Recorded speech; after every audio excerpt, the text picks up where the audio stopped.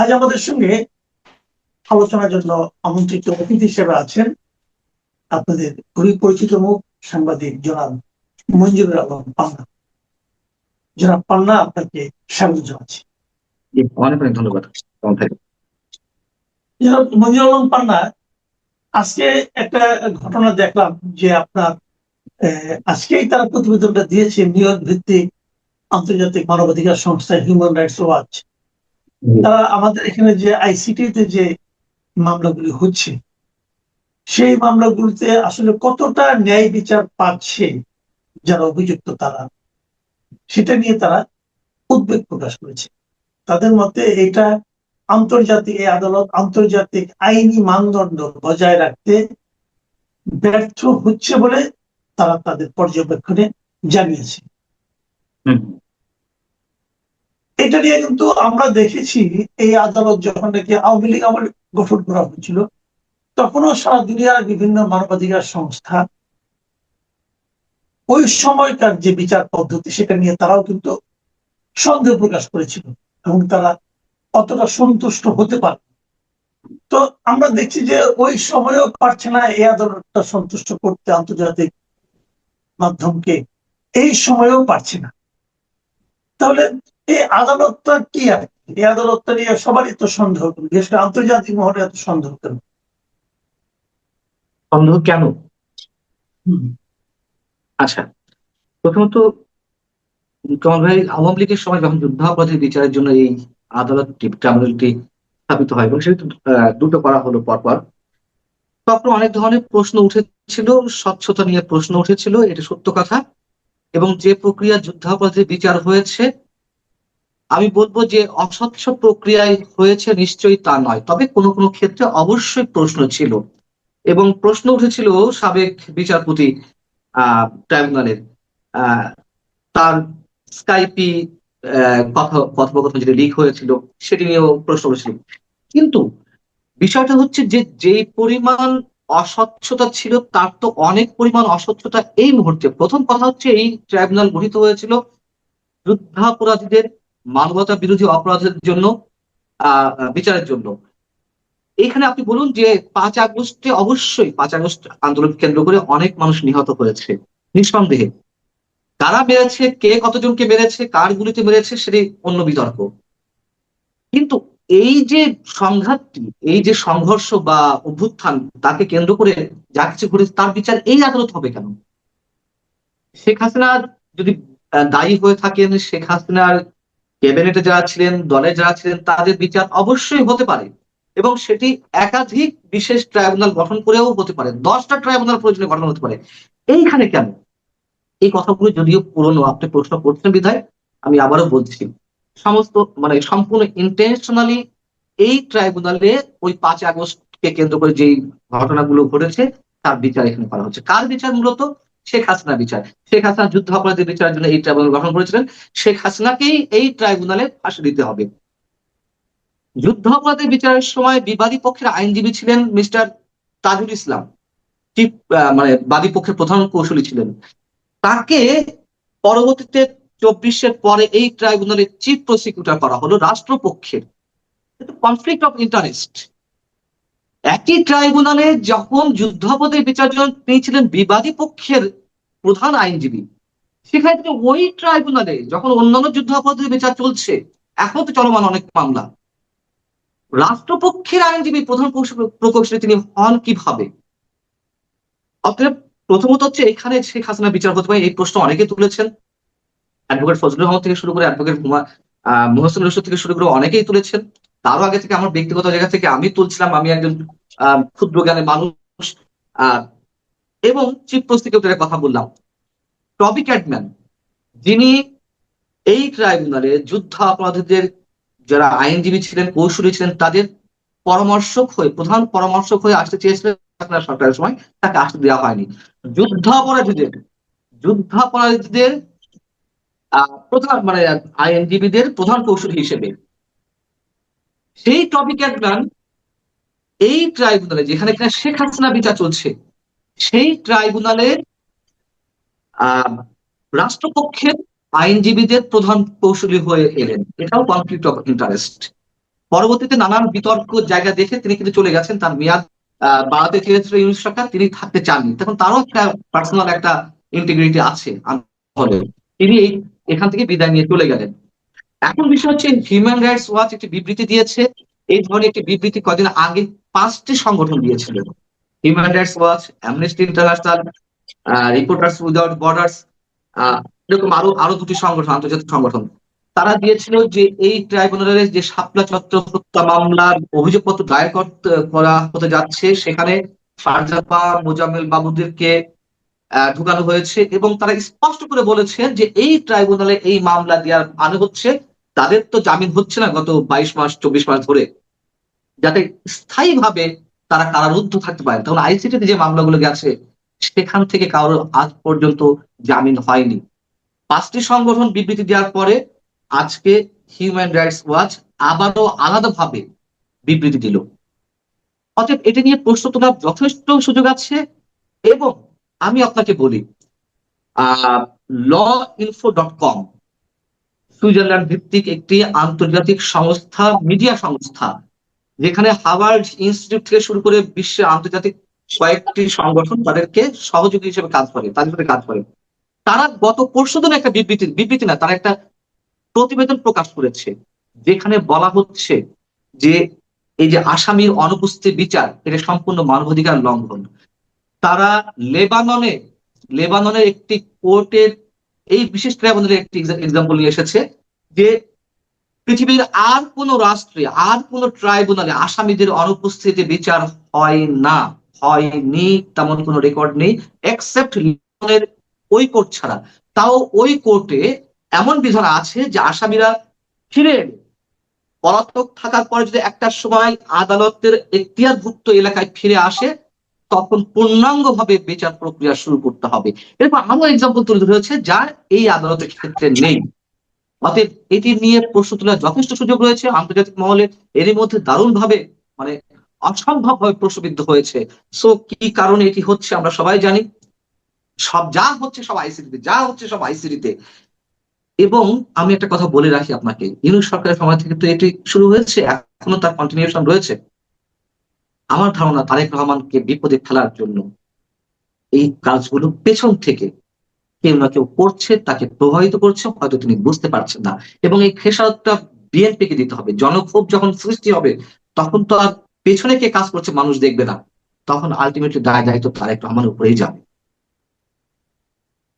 দেখুন, এটা একটা আন্তর্জাতিক অপরাধ ট্রাইব্যুনাল, নামে আন্তর্জাতিক আছে, কিন্তু আন্তর্জাতিক পর্যায়ে যদি এর বিচারের যে মানদণ্ড সেটা নিয়ে প্রশ্ন ওঠে, তাহলে সেটা কি আন্তর্জাতিক পর্যায়ে এই সরকারের ভাবমূর্তিকে ক্ষুণ্ণ করবে না?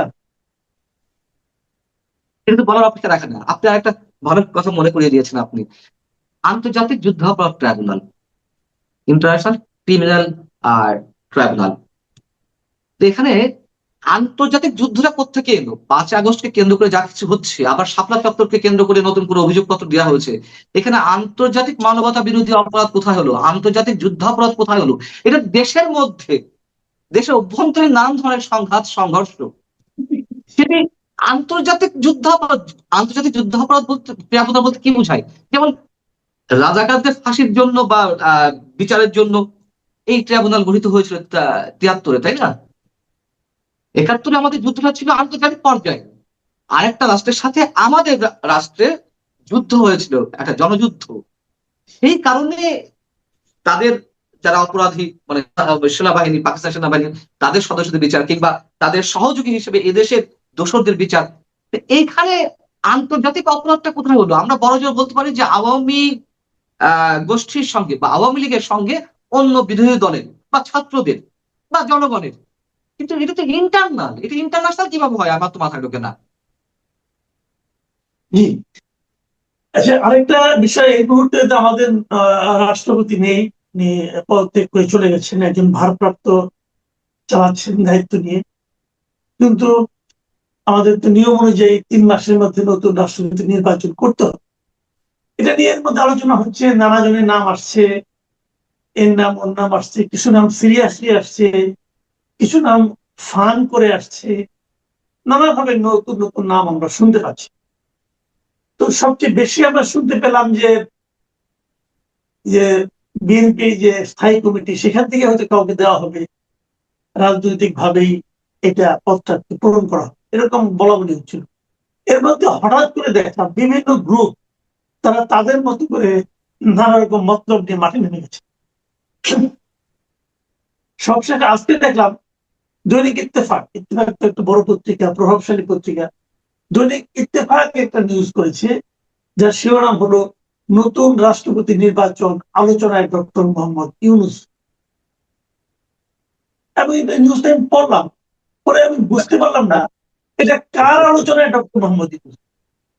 এটা কি রিপোর্টারের সঙ্গে রিপোর্টারের বসের আলোচনা হলো, নাকি রিপোর্টার নিজে নিজে আলোচনা করলেন? হ্যাঁ, আমি এই পর্যন্ত কারোর কাছে শুনলাম না।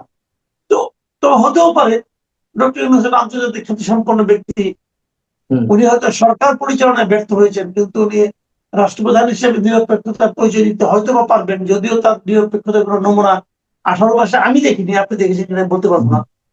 তো এই যে বিষয়টা, এক নম্বর আমার প্রশ্ন হলো যে ইত্তেফাক হঠাৎ করে এই ধরনের একটা নিউজ কেন তারা দিল, মতলবটা কি হতে পারে, নাকি বাস্তবেই এমন সম্ভাবনা আপনি দেখছেন? আপনার প্রশ্নের মধ্যেই উত্তরটা তো লুকিয়ে আছে। দর্শক সম্ভবত এর মধ্যে পিক করেছে, মতলব শব্দটা ইউজ করেছেন। অবশ্যই এটি একটি মতলবী রিপোর্ট, এবং নিঃসন্দেহে এটি একটি টেবিল স্টোরি।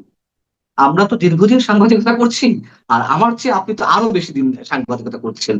তো মনে করুন যে যখন একেবারে শুরু পর্যায়ে কোনো ভালো স্টোরি নেই, সম্পাদক এসে বলছে, মানে পত্রিকার কথা বলছি আমি, আজকে তো ভালো লিড করার মতো নেই কিছু, মানে একটা টেবিল স্টোরি করে দেওয়া। কি ধরনের স্টোরি? Political story. এই ওই রাজনৈতিক দল কি করছে, এ কি করছে, মোটামুটি একটা ছাকানাকা নিউজ করে দেওয়া। এরকম নিউজ অনেক করেছি, এটা বাস্তবতা। উদ্দেশ্য ছিল না এর মধ্যে, অন্য কোনো উদ্দেশ্য, মানে বদ উদ্দেশ্য ছিল না, ছিল পত্রিকার স্বার্থে একটু চটকদার নিউজ। কিন্তু এই নিউজটা চটকদার নয়, এই নিউজটা চমকদার নয়। এই নিউজটা আপনি যে শব্দটা ইউজ করেছেন মতলবী রিপোর্ট কিনা, এটি নিঃসন্দেহে মতলবী রিপোর্ট এবং টেবিল স্টোরি। আপনি দেখুন ওই রিপোর্টে বলা রয়েছে বিশ্লেষকদের মতে ডক্টর মোহাম্মদ ইউনূস যদি আসে, তিনি তার নিরপেক্ষতা প্রমাণ করেছেন। একজন নিরপেক্ষ ব্যক্তিকে, একজন আন্তর্জাতিক খ্যাতিসম্পন্ন ব্যক্তিকে যদি রাষ্ট্রপতি পদে বসানো হয়, তাহলে সরকারের ভাবমূর্তি উজ্জ্বল হবে, এটসেট্রা এটসেট্রা এটসেট্রা। আচ্ছা, বিশ্লেষকরা কারা? কোন বিশ্লেষকের মন্তব্য পেল না, কোন বিশ্লেষকের নাম কোট করতে পারলো না। আপনার তো আপনার বক্তব্য তো অনেকে নেয়, আপনার উদ্ধৃতি অনেক পত্রিকা ইউজ করে, সে ডয়চে ভেলে থেকে শুরু করে নানান ধরনের আন্তর্জাতিক গণমাধ্যম, দেশীয় গণমাধ্যম। আপনাকে তো একটা ফোন দিতে পারতো, কিন্তু না, কাউকে ফোন দেবে না। এখন ডক্টর ইউনূস সম্বন্ধে একটা পজিটিভ শব্দ ব্যবহার করার মতন কোন রাজনৈতিক বোদ্ধা বা বিশ্লেষক, অধ্যাপক, সাংবাদিক কেউ নেই। তার যারা লেসপেন্সার, জামাত সহ কিছু সুবিধাবাদী গোষ্ঠী, তার দ্বারা যারা সুবিধা প্রাপ্ত হয়েছে, ক্ষমতা প্রাপ্ত হয়েছে, তারা বলবে। এখন তারা তার বিশ্লেষক হতে পারে না। এবং তিনি যে নিরপেক্ষ, এটা তো বিএনপি মনে করে না। বিএনপি রাষ্ট্রপতি নির্বাচন করবে, বিএনপি তো মনে করেন। তো বিএনপি বলেছিল একাধিকবার যে গণভোট আমরা কেন মেনে নিয়েছিলাম, জুলাই সনদ আমরা কথার কথা অর্থে কেন মেনে নিয়েছিলাম, এই নির্বাচন হওয়ার সম্ভাবনা ছিল না, এই নির্বাচনে নানান ধরনের ষড়যন্ত্র চলছিল, 5 ফেব্রুয়ারি জাতীয় নির্বাচন। তাহলে কি বিএনপি নিজেও কনফিউজড না? তাদের মধ্যে বিশ্বাস জন্মে গিয়েছিল যে ডক্টর ইউনূস নির্বাচনে টালবাহানা করছে বিশেষ একটি গোষ্ঠীকে সুবিধা দিতে বা বিশেষ একটি গোষ্ঠীকে ক্ষমতায় নিয়ে আসতে, অথবা নির্বাচন না দিতে নিজে ক্ষমতায় থাকার জন্য নানান ধরনের ছলচাতুরি করছে। কিন্তু বিএনপির কথা, আমার কথা নয়। সেখানে কেন এই পরামর্শ দেওয়া হচ্ছে ইত্তেফাকের পক্ষ থেকে? আমি মনে করি এটি ইত্তেফাকও করেনি, হয় কোনো এজেন্সি দিয়ে করানো হয়েছে, অথবা ডক্টর ইউনূস তো পিআর এ খুব সিদ্ধহস্ত, তার পিআর টিম বেশ শক্তিশালী। গার্ডিয়ান থেকে শুরু করে নিউ ইয়র্ক টাইমস থেকে শুরু করে তার পক্ষে টাকা দিয়ে অনেক ধরনের রিপোর্টের মধ্যে প্রকাশ হয়েছে, কথিত রিপোর্ট, এগুলো অ্যাকচুয়ালি বিজ্ঞাপন। তো এটাও এক ধরনের বিজ্ঞাপন। অতএব ইউনূসের খেলা এখনো থামেনি। এর কারণ হচ্ছে এটি, ইউনূসের খেলা এখনো থামেনি। মাঝে তো আমিও আপনার সাথে টক করতে বলেছি এই কথা অনুষ্ঠানে, যে ডক্টর ইউনূস তার খেলা এখনো থামায়নি। এবং মাঝে ডক্টর খন্দকার মোশাররফ হোসেন, মির্জা ফখরুল ইসলাম আলমগীর, ডক্টর আব্দুল মঈন খান, বিএনপির পোর খাওয়ার শীর্ষ নেতৃত্ব নিয়ে যখন আলোচনা হচ্ছে, ইভেন জাতিসংঘের সদ্য নিয়োগকৃত স্থায়ী দূত বাংলাদেশের পক্ষ থেকে আন্তর্জাতিক খ্যাতি সম্পন্ন মানবাধিকার কর্মী আইরিন খানের নামও আসছে। ইউনুসের নামটা অনেকটা আড়ালে চলে গিয়েছিল। সেখানে কেন ইউনুসের বিষয়ে এইভাবে ফুলিয়ে ফাঁপিয়ে ইত্তেফাকের মধ্যে একটি রিপোর্ট, মানে ইত্তেফাকের মধ্যে একটি পত্রিকায় রিপোর্ট করা হলো, এটি একেবারেই মানে হাস্যরসে কিছু নেই, এটি একেবারে হালকা কোনো ঘটনা নয়। ডিপ স্টেট খেলছে, ডিপ স্টেট খেলছে, যাদের এজেন্ডা ইউনুস বাস্তবায়ন করছিল তাদের কোনো অংশ হয়ে তিনি এখনো মাঠে রয়েছেন, অথবা স্বাধীনতা বিরোধী শক্তি যারা ক্ষমতায় আসতে চায় এটি তাদেরও খেলা হতে পারে। তখন তিনি রিসেট বাটনে প্রেস করতে চেয়েছিলেন, প্রেস করেছেনও, হয়তো সেই প্রেস করার কারণে সম্পূর্ণটা উল্টে পাল্টে দিতে পারেননি, বাকিটা করতেই তার খেলা এখনো রয়েছে। জি, আরেকটা প্রসঙ্গ নিয়ে একটা কথা বলতে চাই। আপনি নিশ্চয়ই খেয়াল করেছেন যে গত দুদিন ধরে, কালকে আপনার হবিগঞ্জে এনসিপির একটা তার ওই পদযাত্রার প্রোগ্রাম ছিল, সেখানে কিছু লোক তাদেরকে পিটিয়েছে। এটা নিয়ে না আমি যে বিভিন্ন মানে পত্রিকার যে নিউজগুলি দেখলাম, আমি একটু হতবাকি হয়ে গেছি, আমি একটু বিস্মিত হয়েছি। এই কারণে হয়েছে, আমি তো এই ধরনের এই যে গায়ে হাত তোলা, লাঠি দিয়ে পেটানো, এটা তো আসলে এক ধরনের, আমি মনে করি যে এটা অনিয়ম, এটা এটা এটা এক ধরনের দস্যুতাই মনে করি। হ্যাঁ, তো কিন্তু যে নিউজগুলি পত্রিকা আমি দেখলাম, বিশেষ করে প্রথম আলো যে নিউজগুলো দেখলাম, সেখানে যে কমেন্ট গুলো, আমি কমেন্ট গুলো পুরো হতবাক, যে সবাই মধ্যে যেন আনন্দের ব্যাপার। তো আমার কথা হলো কি, যে দেখেন এই দলটা আমাদের একটা আন্দোলনের সঙ্গে তারা ছিল, সামনের সারিতে ছিল, তারা একটা জায়গায় যে নিরীহের মতো মার খেলো। আমি নিজে মনে করি যারা মেরেছে তারা কাজটা অন্যায় করছে, কারণ কারো গায়ে হাত তুলতে পারে না। যদিও তাদের মধ্যে অনেকের বক্তব্য খুবই আপনার উত্তেজনাপূর্ণ ছিল, উত্তেজনা সৃষ্টিকারী ছিল, যতই হোক আপনি তো কারো গায়ে হাত তুলতে পারেন না। কিন্তু তারা গায়ে হাত তুলছে, এবং সেটা নিয়ে নিউজ হওয়াতে সাধারণ পাঠকরা যেটা আনন্দ পাচ্ছে। বলতেছে, কেউ বলতেছে যে আরো মারা হলো না কেন, কেউ বলতেছে ডোজ একটু কম হয়ে গেছে। এই যে এই ধরনের কথাবার্তা হচ্ছে, আমার কিন্তু দুটো প্রশ্ন। একটা প্রশ্ন হলো আপনার কাছে, যে এই যে তাদেরকে এভাবে কোথাও একটা অনুষ্ঠান করতে গেলে তাদের উপর চড়াও হচ্ছে কেউ কেউ, এই চড়াও হওয়াটা আসলে আপনি ঠিক মনে করেন কিনা? এটা কি আইন শৃঙ্খলা রক্ষাকারী বাহিনীর ব্যর্থতা কিনা? আর দ্বিতীয়ত হলো যে আমাদের বাংলাদেশের মানুষের তো একটা স্বভাব আছে যে যে মার খায় তার প্রতি এক ধরনের সহানুভূতিশীল হয়, কিন্তু এই বিভিন্ন পত্র পত্রিকার পাঠকরা এনসিপির প্রতি সহানুভূতিশীল হচ্ছে না কেন? এটি আমাদের দুর্ভাগ্য। হচ্ছে না কেন সেই প্রশ্নের উত্তর আপনি নিজেও জানেন, যেহেতু প্রশ্নটা আপনি আমাকে করেছেন, আমাকে উত্তরটা দিতে হবে, কিন্তু উত্তরটা আপনি জানেন। প্রথম কথা হচ্ছে যে অবশ্যই এটি নিন্দনীয়, এটি একটা সুষ্ঠু গণতান্ত্রিক প্রক্রিয়ায় কোন সমাজ ব্যবস্থা এটি চলতে পারে না, কিন্তু এই কালচার হয়ে আসছে আমাদের। আর এনসিপি তো একটা ক্ষুদ্র দল। আপনি সেদিন কোনো এক টপিকে বলছিলেন যে সারা বাংলাদেশে আওয়ামী লীগের মানে এনসিপির যে নেতা কর্মী আছে, একটা উপজেলা পর্যায়ে আওয়ামী লীগের যে নেতা কর্মী আছে তার সমপর্যায়ে হবে না। আমি একটু ডিফার করি আপনার সঙ্গে, ওটা উপজেলা নয়, ওটা ইউনিয়ন পর্যায়ে আওয়ামী লীগের যে নেতা কর্মী আছে, এনসিপি সারা বাংলাদেশের নেতা কর্মীও সে এক সমান হবে না। মানে এটা আমি মনে করি, আপনারটা হয়তো হতে পারে উপজেলার ক্ষেত্রে। আচ্ছা, এখন বিষয় হচ্ছে যে তাদের উপরে কেন এই কথা বলছি, তাদের উপরে এই বল প্রয়োগ কোনো দরকার ছিল না। আচ্ছা, দরকার ছিল না এটা যেমন সত্য কথা, আমি আবারও বলছি যে নিন্দনীয়, চরম নিন্দনীয়, এটি আমরা দেখতে চাই না। হিংসাত্মক রাজনীতি আমরা দেখতে চাই না। এবং 5 আগস্টের যে স্পিরিট, আমি মনে করি কোনো স্পিরিট ছিল না, ওটা কেবল শেখ হাসিনা পতনের আন্দোলন ছিল, কোনো চেতনা বেতনা ছিল না, এর বাস্তবতা। এবং এর আগে ওই সময় কেউ বলেনি যে আমরা বৈষম্যহীন সমাজ ব্যবস্থা করব, আমরা এই সনদ তৈরি করবো, এই করবো, সেটা কেউ বলেনি। পরবর্তী সব রাজনৈতিক এজেন্ডা যাই হোক, তারপরও যা ছিল, এই তরুণরা যা বলেছিল, যারা আজকে মার খাচ্ছে, আমি অবশ্যই তাদের প্রতি সহানুভূতি জানাচ্ছি। কিন্তু তারা তো বলেছিল যে ফ্যাসিবাদ সরকারের পতন চাই। তো ফ্যাসিবাদ সরকারের বিরুদ্ধে অভিযোগগুলো কি ছিল?